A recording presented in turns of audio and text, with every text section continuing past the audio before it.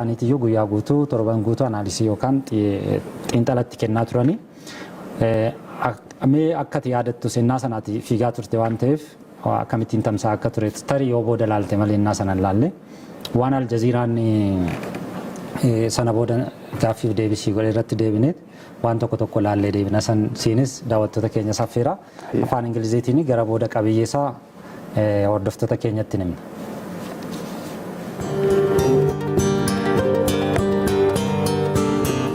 If I go to Ethiopia, they kill me or they arrest me, and I can go any country ever again. My name is Faisal Eldisa. I am a long distance runner from Ethiopia. I won a silver medal for the marathon in Rio. Hoggana ni Rio da gara tumurati deemaa jiru. Akkana jechuun mormii kiyya karaa nagaatiin agarsiisee jira. Akkana jechuun immoo kana booda ajjeefamuun nurraa dhaabbatu, hidhamuun nurraa dhaabbatu, biyyarraa godaanuun nurraa dhaabbatu, walqixxummaa barbaanna, nagaa barbaanna. Uummata Oromoo kan ga'aa jiru saaminsa lafaati. Aadaa isaa balleessuudha, afaan isaa balleessuudha, saba guddaa sana xiqqeessuudha, lakkoofsa isaa hir'isuudha, biyyarraa godaansisuudha. Fixaa jiru haala kanaan uummata Oromoo kan ga'aa jiru baay'ee badii guddaadha kan uummata Oromootti gaggeeffamaa jiru.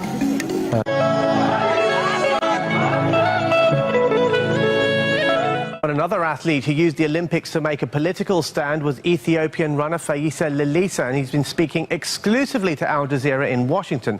Lilisa cost his arms as he finished in second place in the marathon at last month's Rio Olympics.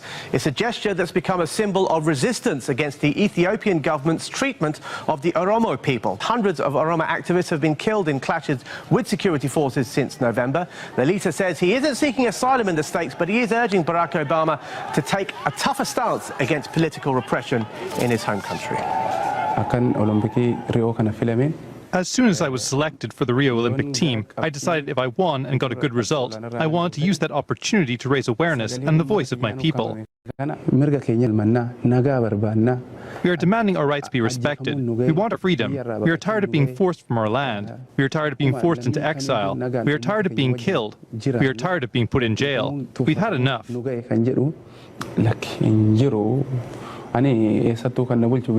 Whether it is in the US or in Ethiopia, what I want to do is run. Now that I have a visa that allows me to be here, I want to focus on my work. I want to get back to running and competing. I have no plans to go anywhere and seek asylum. Gaafa isa akkasittiin gabaafame sana booda miidiyaan sadarkaa addunyaatti jiru guyyaa guutuu torbee sana tibba sana baay'ee gabaasaa turanii sana booda qabsoon uummata Oromoo sadarkaa addunyaatti akka inni beekamu namoota gahee guddaa taphatan keessaa tokko akka taate uummanni sin beeka. Kanaafis galata guddaa sii galchaa jiru akkuma ammaa karaa bilbilaas karaa garaagaraa si bira ga'u. Gabaasni kun sadarkaa garaagaraatti gabaafamuun isaa immoo hiikni inni qabus akkuma nama siin jedhe namummaa kee yookaan atleetummaa kee qofa osoo hin ta'in sadarkaa biyyaattis uummanni Oromoo eenyu akka ta'e qabsoon isaa maal akka ta'e sadarkaa addunyaatti akka beekamu gahee guddaa waan baheedha jechuudha. Kanas yaaddee taate sadarkaa kanatti miidiyaa akkuma amma jette kana sadarkaa kanatti beekamee qabsoo kanaaf gumaacha hin godhattee yaaddee ture innaa dura. Maaliif biyya kana keessattuu maaliif ukkaamsa garaagaraa adeemsifamaa waan ta'eef asuma keessattuu calaqqisiisuu waan tokko hin dandeessu yeroo sanatti jecha. Kanaaf yaada ibsachuuf mirga hin qabdu jechuudha. Mirga hin qabdu haa dhagaan waan kanaa kan akka isaan hin jaalan beekan irra caala garaadhuma isaan gubuunis baay'ee natti tolee ture. Addunyaan kunis akka gaafa sana haasoftu nan beeka. Maaliif miidiyaa gurguddaa jira wanti haaraan tokko gara tokkotti dhufu namni haasa'uun isaa waan ooluuti. Kana waan ta'eef carraa tokkotti guyyaa kanatti fayyadame waa'ee kana karaa makiyyaa mataa kiyyarraa wanti kun dhufuu hin dandeessan yeroo tokkon murtii akkasii keessa kiyyatti anaaf naafee ture jechaadha. Kanaafuu gara sanatti seenee dubbiin sun immoo kana nan yaade ol ta'ee anaan illee baay'eetti na gammachiise jechaadha.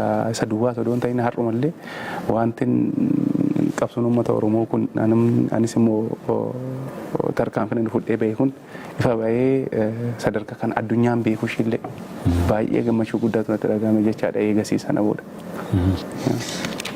Sana booda sadarkaa garaagaraatti akkuma riyoodhaa kaateen gara Ameerikaa dhaqxee achis innaa dhaqxu koongireesota yookaan miseensota koongireesii faanas wal agarteetta akkasumas immoo pirees konfereensii yookaan ibsa miidiyaadhaaf iddoo garaagaraatti kenniteetta. Waa hojii baay'ee hojjette jechuudha. Tibba sana hojii qabsoo kana beeksisuu iddoo garaagaraatti hojjechaa turte biyyoota garaagaraarra naanna'aa turte hojii ispoortii dhiistee garuma hojii qabsoo kana itti seenteetuma hojjechaa turte. Namoonni sana hordofaa turanis dhugaa dubbachuuf biyya keessattis yaada garaagaraa miidiyaadhaafis kennaa turaniiru iddoo garaagaraattis beekamtii sii kennaniiru. Yaadni dhuunfaadhaan si bira ga'u jira annaa sana waan sana gootee eeggii deemtee booda maatiirraas ta'uu danda'a hiriyoota keerraas yaadni si bira ga'u jira yaadni sunoo maal ture yaada si jajjabeessu moo yaada akkamii moo yaada akkamiitu si bira ga'aa ture bal'inaan yeroos. Yeroo sana maatiin naa bilbilanii turanii kaasuun dide. Kaasuun dide dubbiin isaa baay'ee ulfaataadha waan ta'eef nan didee namoota biraa immoo sooshaal miidiyaa kanarras nan argaa maaliif baay'ee namni itti gammadee anas jajjabina guddaaf akkan jabaadhu akka ani omaan taane namni baay'ee walitti labsaa ture kan argate immoo bilbilaan nama baay'ee jajjabina guddaa naa kennanii jechaadha. Kanaafuu anis immoo irra caala anan dura murteessee dhufe caala immoo akkasitti raawwachuu kiyyaaf jajjabina naa kennan surmaa onnee kanatti dhagahamu taasisanii jechaadha. Tole fayyatti deebina. Amaanu'eel Wadaajoo Asoosaarraa nu bilbileera. Bilbila isaa fudhanneet gara haasaa keenyaatti deebina. Heloo. Amaanu'eel yaada yookaan gaaffii qabdu kallattiidhaan Faayisaaf kenneef. Tole. Hello. Oo konan nagaa. Naguma. Fayyaadha. Ayyee.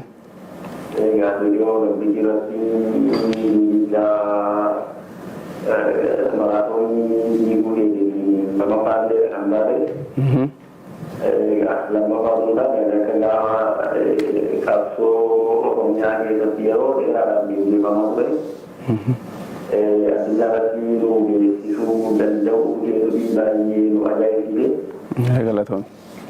Kanaaf immoo baay'ee si jaallannaa hojii ani gaafa sana hojjettee wanta Oromiyaa keessatti yeroo dheeraadhaaf duukaa ture. Gaafa qotii har'inaatti nu baay'ee si gammannaa si jaallannaa qabsoo kiyyaafanii dhaabamu kana caalaa wanta Oromiyaa hojjechuu danda'u.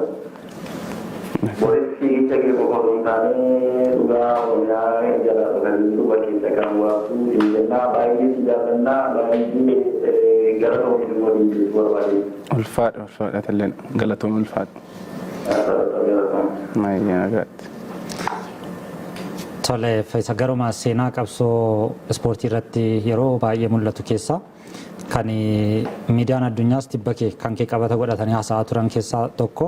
Kan Toomi Smiiziif Joon Kaarles biyya Ameerikaa lammiilee gurraacha biyya Ameerikaati Meeksikoo Olompikii bara 1968 fiiganiitu isaanis harka isaanii mirgaa ol qabanii mormii isaanii agarsiisanii ture. Seenaa keessatti waan beekamu keessaa tokko kan keetiin duraa jechuudha. Kaanis jiru garuu isa kana wal bira qabanii taasa'aa turan xiinxalatti kennaa turanii quba qabdaa jara kanaati duraan. Jara kanaanii duraan quban qabu. Akkuma ani gara mandara Olompikiiti bahee hoteela biraa qabadhee ofuma kiyyaafan sooshaal miidiyaa kanarratti arge bara 1968 fi bara 2016 jedhee namni wal cinaa qabe suura kiyyaa fi suura jarreen lamaan sanaa jecha. Achi wanta isaan immoo naan galle isaan akkas godhanii waan jiran. Isaan harkuma mirgaa ol qabu. Naan galle achi booda jarri kunis akkas godhanii turanii baay'inaan odeeffamuu qabe. Eegasiis immoo dubartii wayii Olompikii kamirratti haa ta'u Kaartej Firiimaan jedhamti. Ka Awustiraaliyaadha gurraattiidhaat fakkaate lammiin gurraachi biyya sana jiru jira. Ishiinis alaabaa biyya isaanii sana odoon ta'in alaabaa warra gurraacha ibsu sana fudhattee bakka sanatti haftee achi booda jaarsummaa pirezidaantii biyya sanaatiin gara biyya hiitti deebite jechaadha. Kanarraa eegasiin sana booda qorachuu jalqabde baay'inaan jechuudha. Kanuma wal qabatee ammas gara miidiyaa addunyaatti deebinee maaliif hojiin ati hojjette sadarkaa addunyaatti kan inni haasa'amu waan ta'eef warri miidiyaan idil addunyaa warri kaan akkamittiin gabaasaa turan kan jedhu isa immoo siinis daawwattoota keenyas affeereen gara booda amma deebinee dhimma kanarratti haasa'uuna jechuudha.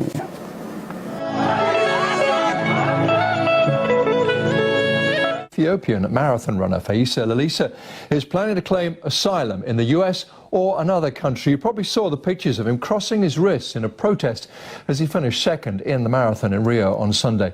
That gesture refers to the Oromo people, the largest ethnic group in Ethiopia, severely repressed by the security forces. The Ethiopian government has said if he returns, he will receive a hero's welcome and there'll be no repercussions.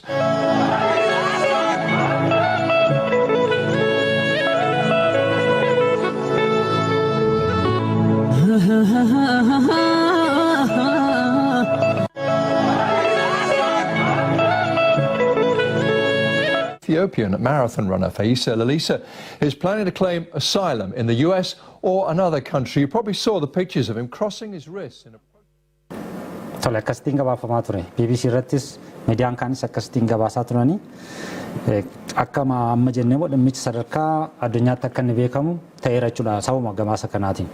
Sana booda falmii sana yookaan qabsoo sanaan booda injifannoo amma argameen wanti baay'een ta'eera ala teessee quba qabda atis kunoo biyyatti deebiteetta.